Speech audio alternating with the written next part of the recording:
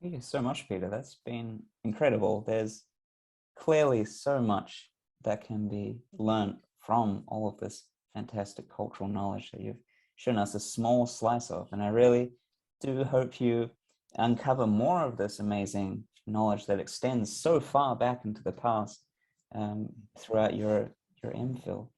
Um, but for now, we'll go into the questions that all of the young stars have been giving us. And remember, if you have questions throughout this session, send your questions to either Marnik or James, and they'll put everything behind the scenes and we'll select the best ones.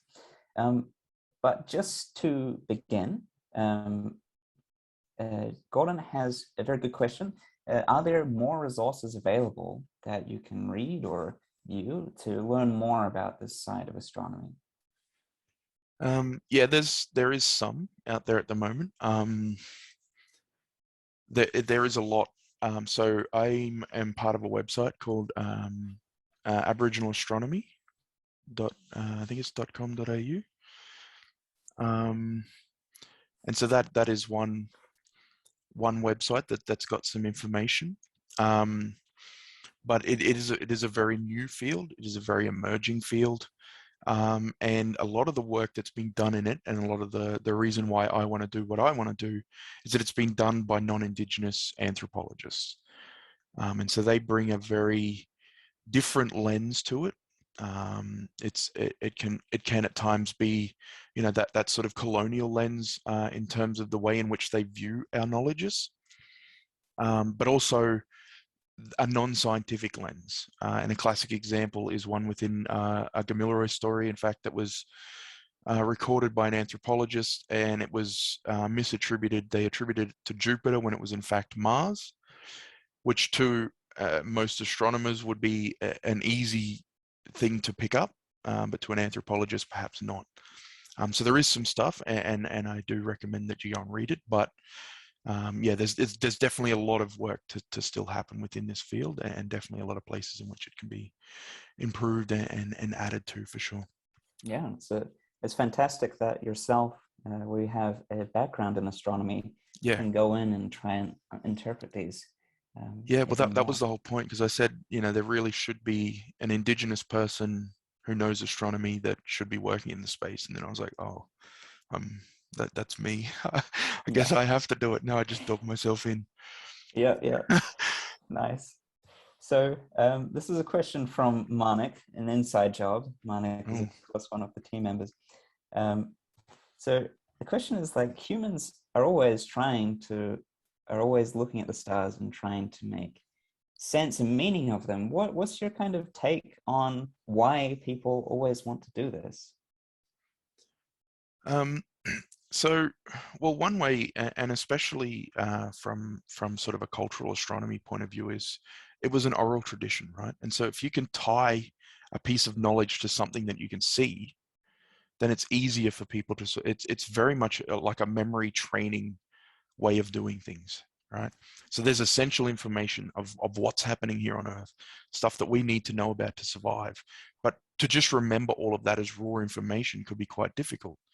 And so if you've got this way of incorporating it into a story that's easy to remember, that you can tie to something that you can see, then you've got that sort of technique for embedding that knowledge a lot easier to be transmitted from one generation to the next.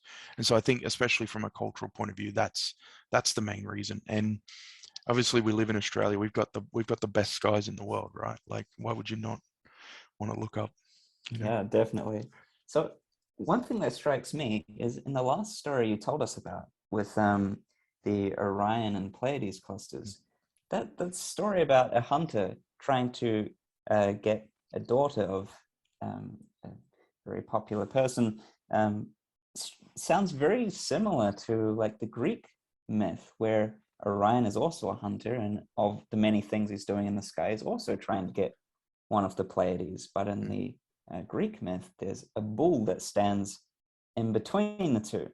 And that seems amazing to me that they're so similar, given they're on the other side of the world. So I was wondering, how similar are the stories between different parts of Australia? Because you mentioned some stories you talked about were specific to a local area.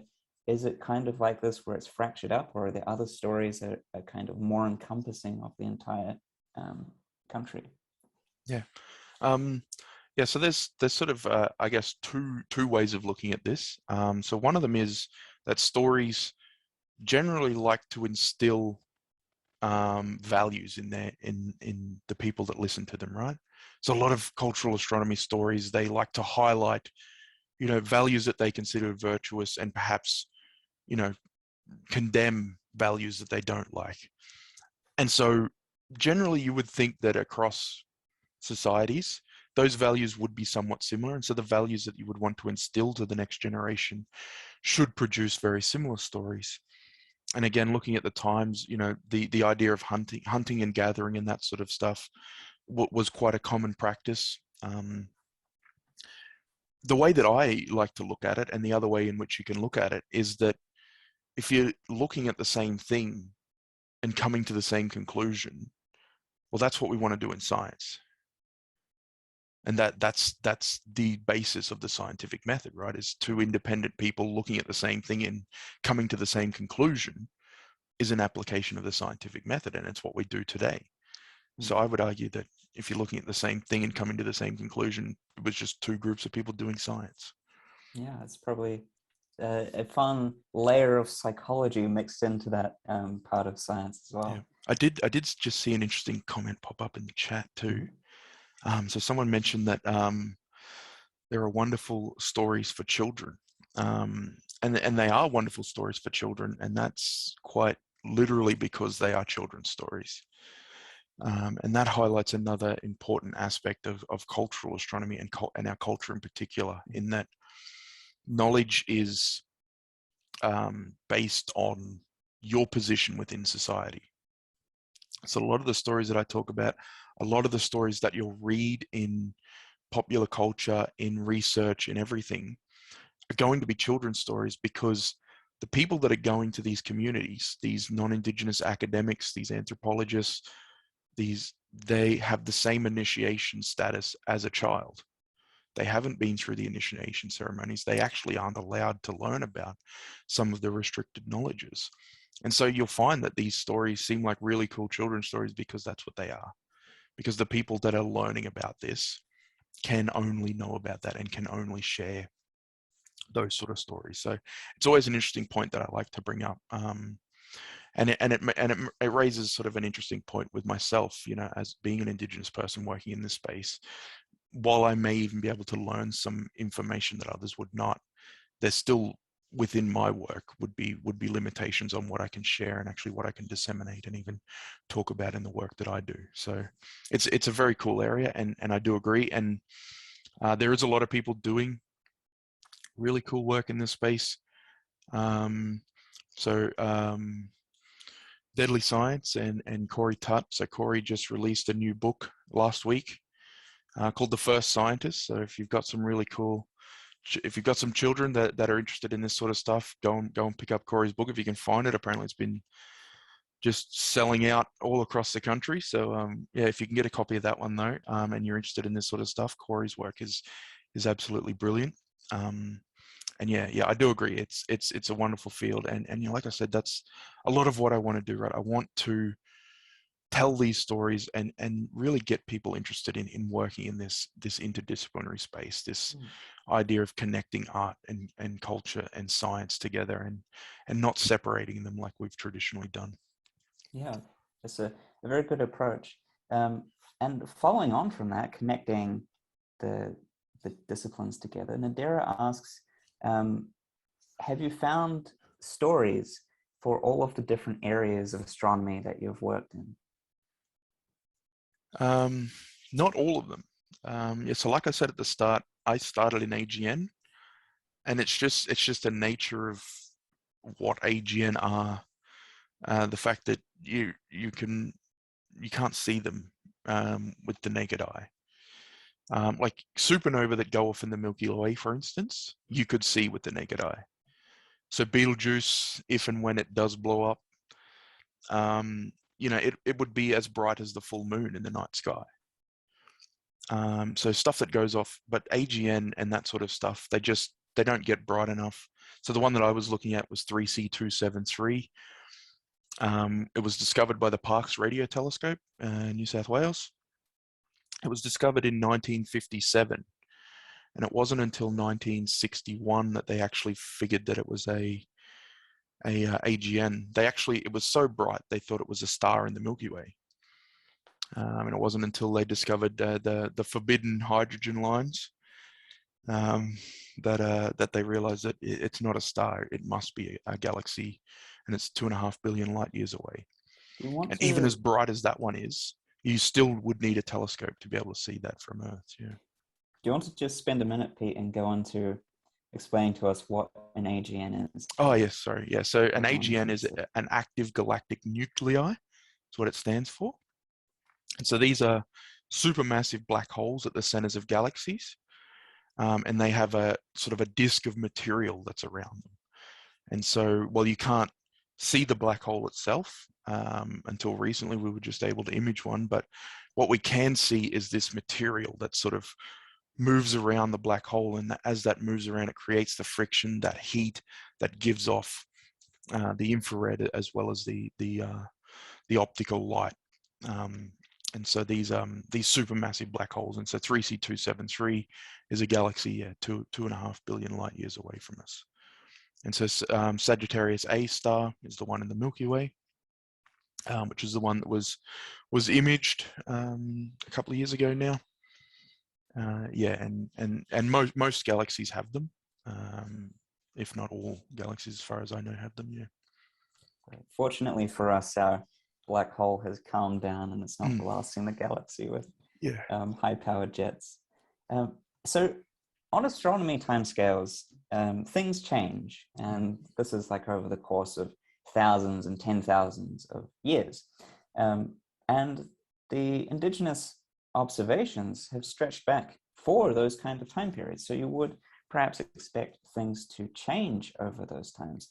So one question Robert has is, over the history, is there any way to tell if there has been evolutions in the stories to match the changing of, say, positions of stars over the course of the millennia? Yeah, it's a really good question, and it's really hard to tell. And there's an important point to make here as well, in that this isn't the story, like the practice of cultural astronomy isn't something of the past. We're still talking about current cultural work here. So this is something, it's a continuing process that's still happening today. And it's an important point for me to make, because there's sometimes with the whole idea around colonization and stuff like that, in that we have our cultural past, but somehow there's a disconnect between us as indigenous people now and this sort of connection to the past, whereas for us it's all still a continuing process. It all still exists as it has existed. And it is hard to tell what is sort of from the past and what is, what has adapted over time. So Professor Ray Norris actually just looked at this recently, and he's brought out quite a contentious paper in the last couple of months looking at this exact thing, because he, like we were talking about before, seen these connections between stories, and like why the Seven Sisters come up so often, right, with the Pleiades that we were talking about. And every story that talks about the Pleiades, they talk about the Seven Sisters. So even in Gamilaroi, we have a story around the Miye. So Gamilaroi Miye is the word for girl. And so usually if you just say Miye, it just means girls. And so within that, there's seven sisters within that. And so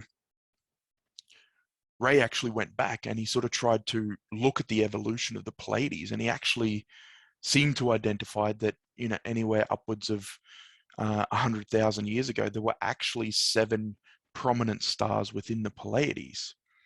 And so the idea of having the Seven Sisters and that being a common thing would be observations of that. Now, there's a lot of contentions, both from the sociology side as well as the astronomy side, on the methods that Ray used, but that sort of thing is the idea of what we're looking to do, right? To look at the evolution of of astronomy with the tools and techniques that we have in Western science now, but then using the knowledge from indigenous astronomy to inform where we should look and what we should look at.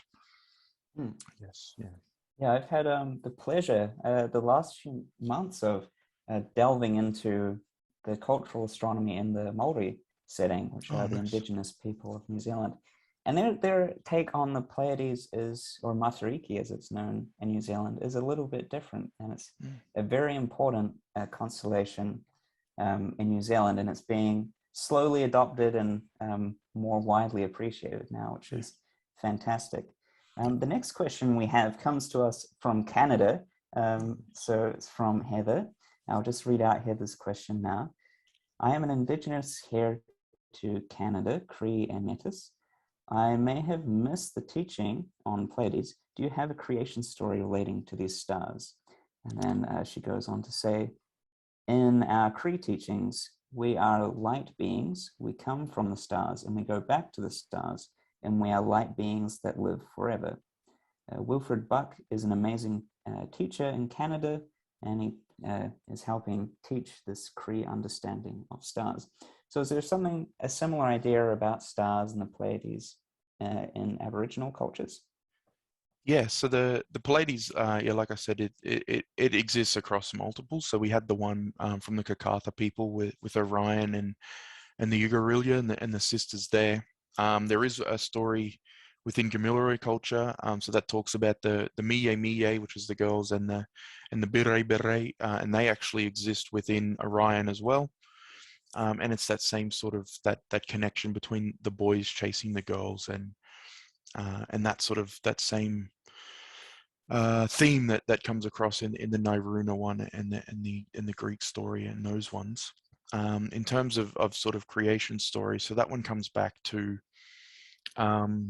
actually the Iran, and so that's its sort of role within the burial law, and it brings in another interesting observation, because within this story there's actually observations of the small and large Magellanic Clouds. So those are two dwarf galaxies that orbit around our Milky Way. And so within that one, the Iran, the red gum tree, then is sort of a conduit back into the sky. And so the small Magellanic Cloud in this case is said to be an old man camping.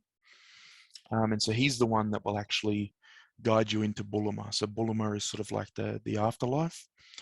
And then anyone that hasn't been initiated, though, can't actually go through to the afterlife. And so they're actually guided to the large Magellanic Cloud. And that's actually the wife of one of the creator being. Yeah, and so those that haven't been initiated are taken to the creator being's wife. So I guess for ease of reference, I'm going to call the creator being Boija, which just means all father, but then his actual name is taboo to say unless you are an initiated male. So I don't like to share that one because I don't want people to go around and say his name and get in trouble. So it's Boija's wife essentially. And so her job is actually around, so she's the one responsible for new babies. And so anyone that hasn't been initiated, go to the large Magellanic Cloud with her, and she will actually send them back to Earth as a new baby to be initiated. But those that pass on through the Yaran, the conduit back up into the tree, they actually follow Warrnambool. And Bulima is actually on the other side of Warrnambool. So it's actually behind the Milky Way. And the way you actually get there is actually through the head of the Emu. So the head of the Emu, the Coalsack Nebula, if you want to look up the Coalsack Nebula is the head of the Emu, and you actually go through there to actually get to the other side and into Bulima there. So that's the story, and it's really cool because there's again observations of small and large Magellanic Clouds, these other objects that are of real sort of significance in especially in current research and that in astronomy. So yeah. Now, another question we have from Deves is asking, was it always passed down through language, or were there other mediums that you could also share these stories throughout history? Yeah, so the main method was oral tradition. There are some aspects of it which come in the form of rock art and stuff like that. But a lot of that usually it's to signify like important spots and those sort of, you know, so there might be like an important object in the sky that lets you know that you're at the right spot or something like that, and there'll be a sort of an associated rock art or something with that. But for the bulk of the information, yes, it was passed down through oral tradition, and that's where we sort of have a lot of issues, especially around language and stuff at the moment, right? Is it with a lot of the languages that have been disrupted and sort of lost along the way, and this idea of language revival. A language was never meant to be written down. It also was never made with English in mind. And so, you know, sometimes people ask, well, what's the word for this? And you know, there's 5 words for that in our language because we didn't make our language with English in mind. And the classic one is, so in my acknowledgement, I use the word Winnangala or Winnangalana. So in that context, it means acknowledge. So I acknowledge. But it actually means 5 English words. So there's 5 different English words in which I would use Winnangala for. So it can mean listen, it can mean acknowledge, it means love, it means respect, and it means I can't remember the 5th one. There's 5 of them. I can't remember it off the top of my head. But it also brings up an important aspect of language and that idea of passing down information, and the idea that our oral tradition wasn't made with things to be written down, and so there's this disconnect sometimes between what's written about us and what we actually would say, just because of that translational issue. So I guess on that idea of different communities and different languages and how hard it can be, Nadira asks, how many different cultures do you know of that have created stories like these? Would it be every single culture in the Australian community? Yeah, so as far as we know, every language group has their own oral traditions. And so there are over 250 different language groups in Australia. And as far as we can tell, that they all had their own unique ones. There was a lot of similarities, you know, depending on geographical location. Like I said, there's a lot of commonality between Gamilaroi and Wiradjuri. So for those of you that are unaware, so Gamilaroi country is sort of northwest New South Wales. So you can go from sort of like Dubbo, and then you go out through Walgett, and then you sort of go up across just across the Queensland border at a little place called Hebel, and then you come right back down across, and then you go down back across the border at around Gundawindi, and then down through areas like Moree, Tamworth, that sort of area. So that's Gamilaroi country. And then Wiradjuri country is sort of right on the border of that. So that's when you're coming down a little bit further into Gamilaroi country, and then you get down, and obviously that borders with Ngunnawal country where we are here in Canberra. And so there's a lot of connection between not only the languages, so there's a lot of language similarities between Wiradjuri and Gamilaroi, but there's a lot of story similarities. So they have that creator being, they actually have the same name for their creator being in their language. And interestingly, the languages themselves mean the same thing in their respective language. So Gamilaroi in Gamilaroi means the same as Wiradjuri means in Wiradjuri. And so there's actually a whole group of them. So Walwan, Wongaibon, Uwalaroi, and a few other ones in that sort of area. They all actually mean the same thing in their language. So there is a lot of similarities between things depending on where they are. But then obviously the further away you go, there are some differences, but not always. So you may have heard of things called song lines if you're more interested in that sort of stuff. So song lines are these oral traditions of navigation. And that was how you got from your country to someone else's country. And so there are song lines that run, you know, right up the Blue Mountains from, you know, south of here, so Ngārigo, right up through Gamilaroi country, or from Gamilaroi country right up to the middle of Queensland, and even from New South Wales into the Northern Territory. And these songlines, yeah, they're the way of navigating between countries, from your country to someone else's. And so there's obviously these connections between these cultures, because they had to be able to sort of share that in order to be able to communicate with each other. Yeah, it's a very complex and interesting history that it'll be amazing to see more of that uncovered and revived going into the future. I have one last question for you now, Pete, since the time has melted away getting through all of these amazing questions. This question's from Nadira. What is your favorite part about looking into cultural astronomy? Yeah, that's a great question. And for me, it was really the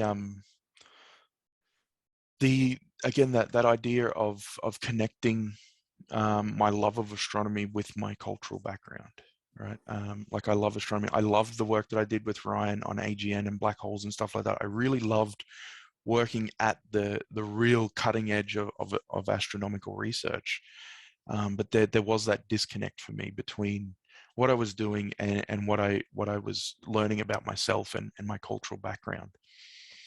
And so for me, the real exciting bit about that, right, is still being able to work in astronomy, looking at things like supernova, variable stars. These are all cutting edge areas of research, but being able to do that in an area that's really personal to me and my background and my family and my community and my people. That's my favorite bit. And then my second favorite bit, my other favorite bit, is that real connection between science and art and science. I've always, like, I'm no good at art. There's no way you catch me doing anything like Uncle Seagar's work or anything, like he does. He's absolutely a brilliant artist. But I do love art. I love music. I love all those sorts of things, those song lines and all of that. This real connection. Because and that was a big part of what I did at ANU. So at ANU, I did a science degree, but I did philosophy, I did language, I did all these other things.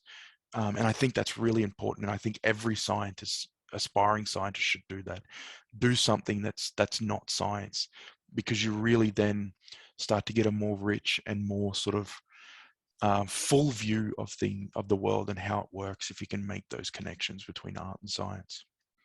Yeah, it's a very nice way to put it. And I think we would all be much happier and much more knowledgeable if we did do exactly as you said, Pete, and go and try and understand things and appreciate things from a whole range of different subjects. It's been amazing having you share a little bit about cultural astronomy with us today.